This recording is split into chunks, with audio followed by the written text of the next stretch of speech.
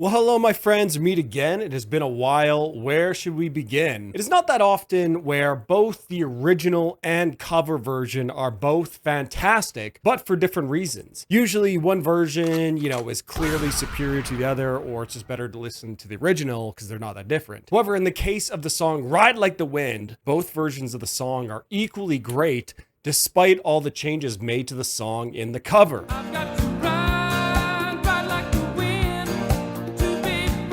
Now, the song, of course, like I mentioned, is by Christopher Cross. The song is Ride Like the Wind from his self-titled album released all the way back in 1979. Now, this song was actually a pretty huge hit back in the day. I know my mom loved this song, reaching number 2 on the US Hot 100 charts and actually number 3 over up here in Canada. And fun fact, this is one of the first digitally recorded albums ever using like a brand new digital 3M digital recording system, whatever that means. Now, I think this certainly contributes to just how absolutely spotless, clean, and pristine this album sounds.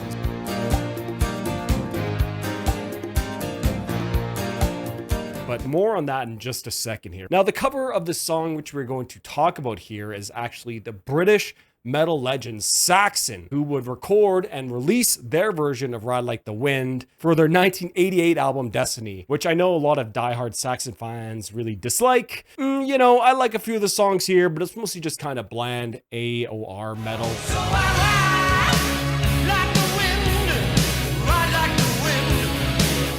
but I think it says leagues about the quality of an album when the first song, the lead single, and only music video for an album is a cover song. Obviously, Saxon, they would famously say they chose the song because it reminded singer Biff Byford of being on a motorcycle, and it totally does.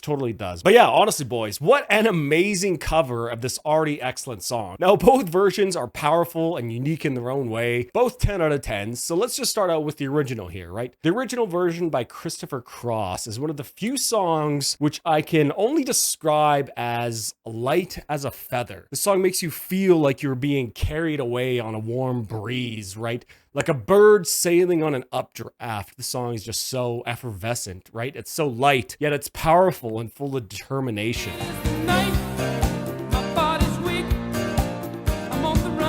The song is carried and dominated by some absolutely excellent piano playing. The piano really drives the momentum of the song. And I love just how clean and shiny this piano is. In fact, this whole song is just pristine sounding, like I said, right? The absolute best way I can describe the feeling that the song gives is that there's like a cloudless blue sky. It sounds like a cloudless blue sky, full of possibility, potential, and most importantly, freedom, right?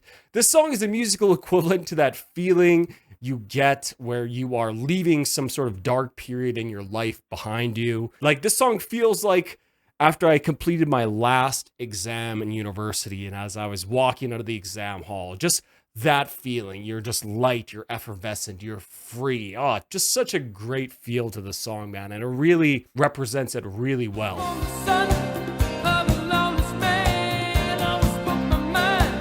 Now, the 4 on the floor drum beat, which is accentuated rhythmically by not only the driving piano, but also with congas and other various percussions, really gives a song a great sort of backbeat and a great momentum, right? Like, we are also on the run with Christopher himself, right? All this stuff just adds this really great, like, je ne sais quoi to the song, right? I can't really describe it, but it just sounds so full, and yeah, it's just still full and light as a feather, man. I don't know how to really describe it. The song is just so well produced. It's so clean. It's so shiny.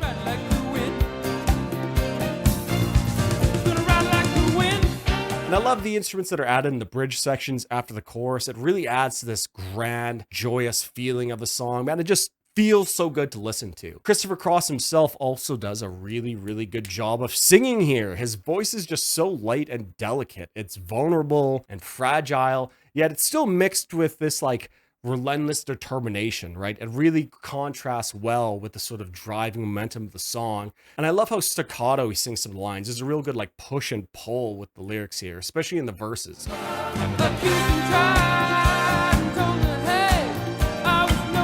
Just such a unique way of singing and using different lengths of syllables for the delivery. I especially like the way he sings the line, "I'm on the run, no time for sleep. I'm on the run, no time I love how he just like dwells on that, right? I'm on the run, no time for sleep. It's just so good. It just sounds so unique, and I love the way he sings it here. Just so fantastically, just excellent. And I just love how he holds and really leans on that sound. It really makes it sound like he's going to explode, yet he keeps himself together, right?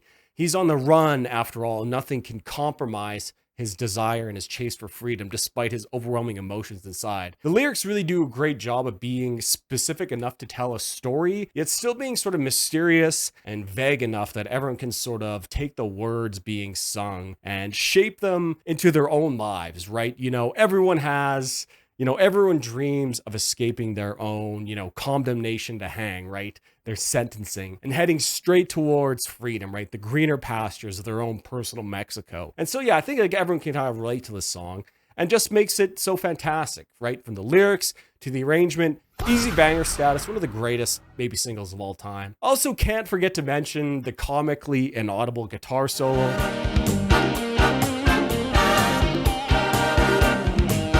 To me is just like a little funny side note about the song, and you can learn more about that on Rick Beato's excellent interview with Christopher Cross himself. Really great stuff on there. I learned a lot. Now, the majority of the song revolves around the minor 1 to the flat 7 chord movement, right, in a minor scale, dominated by the piano playing it. The band even goes down to the flat 6 chord briefly, and thus, right, we have this 6-7 movement in the minor scale, which is just ever so typical for metal bands of this era, right? It gives us an epic and grand feeling. I even made a video featuring all the times Iron Maiden use it. It's like the Iron Maiden chord progression, right? So basically, this song, right, with its feeling, the vibe, and even the chords of the song make it sort of like tailor-made to be a metal song, right? Now, if the original sounds like we are being carried on the wind on a cloudless blue sky day, the Saxon's version sounds like we are putting tire to asphalt on a wide open highway in a Cadillac. It is the night, my body's weak. I'm on the run. Same feeling of freedom, just a much different vibe about it. Now, Saxon made quite a few changes to the original song here, and the first thing that you notice is that they cut off like all of the intro build up with like the little piano there, and they just sort of go right into the song, right? Rather, Saxon do something very cool where they transpose that cool piano intro right into guitars, but they start out with the drums and bass playing right away.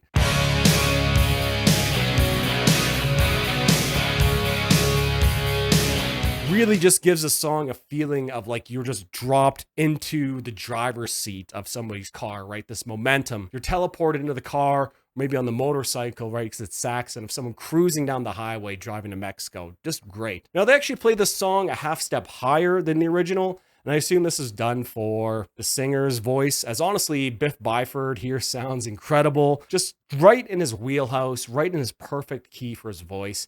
And the higher key also gives a song like a bit of a brighter feel. I was born the son of a lawless man, always spoke my mind. I love the contrast to the production and texture between these two songs as well. The original is just so crystal clear, and then we have the Saxon cover, which adds all sorts of grit and crunch and this 80s reverb and this metal swagger to it, right? The difference between the two almost couldn't be more drastic. I'm on the run, no time to sleep.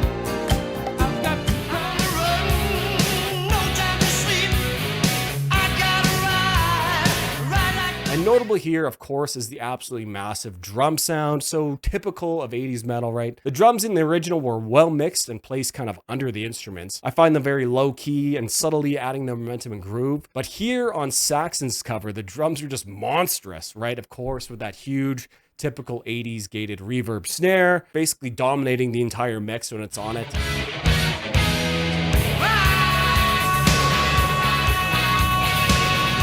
I also think this may have been recorded with an electric kit, or maybe at least the snare drum, as at times it definitely begins to sound a little bit like the Hysteria drums. It's a little bit fake, a little bit electronic, which I kind of like, to be honest. One touch that I really enjoy is that they added a little bit of a break in the instruments just as the vocal starts. Just so fun, satisfying, and just great to sing along with. it is the night, my body's weak. I'm on the run. Biff is a great singer, and he actually sounds fantastic on the song, and I love the booming echo and reverb on his voice, and all the added layers and harmonies and stuff like that behind him on the chorus. And one thing that I noticed, which really stands out to me, is that they changed getting rid of sort of like the call and response in the chorus. Now, oftentimes I found myself like torn, but this is a pretty neutral change for me. I actually like both versions. The Saxon's version fills out the extra space with the extra vocal layering, so no issues here. I like it. And another change that I really like is that they subtly rearrange the verses and song structure here. In the original version, Christopher Cross, goes verse 1, then chorus, verse 2, then chorus, verse 3, and so forth, right, bridge. Whereas here, Saxon actually combined verse 1 and 2 together right off the bat. And I actually really, really like and enjoy this change. I know in the original, right, the point is sort of like the character in the story is obsessed with freedom, right? Thus the repeated return to the chorus, like every time the verse is finished, right? He sings Ride Like the Wind. But Saxon combining verse 1 and verse 2 together makes the song feel a little bit tighter. We have one less chorus. And it also feels like it gives a little bit more introduction into the setting and character before moving on into the chorus. Nice, real, subtle touch by Saxon here. That's a nice change. And the biggest change of all, of course, right, is there no ground piano pounding away this whole time. Instead, we get this absolutely fantastic, like, reimagining of that piano riff for guitar. Just such a cool sound of the guitars and bass, sort of matching what the piano is playing, marching along the whole time underneath it.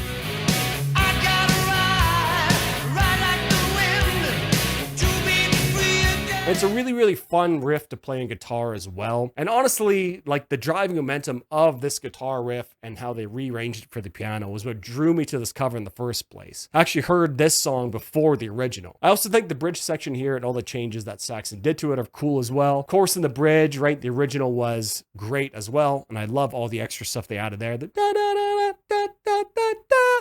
And I like how they changed that with the guitar, right?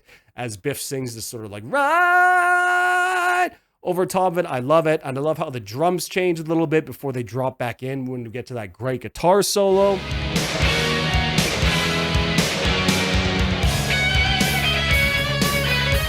Oh man, so good. And I love when we get back to the repeat of the first verse, right? Biff gives just like a little different change in the vocals, sings the same lyrics, but just in a completely different way, higher up. Oh man, just sounds so good. It's just so satisfying to sing along with.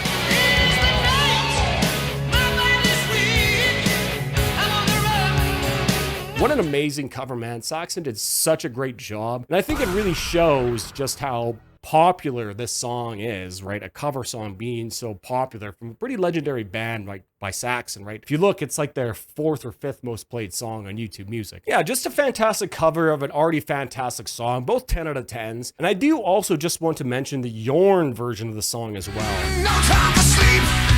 I've got to ride like the wind. Another really great metal cover of the song, as Yornland just has one of the greatest rock and metal singing voices of all time. But they also do something really, really cool in this song as well by changing up the drum beat away from 4 on the floor to a completely different type of feel, right? Go listen to it for yourself and just see how this small change in the drums really, really changes the overall feel of the song. And when researching this video, I also found this really, really cool 1991 Italian disco version of it, which if there are any Eurobeat or Eurodance chads watching this, you guys should also go check out that version.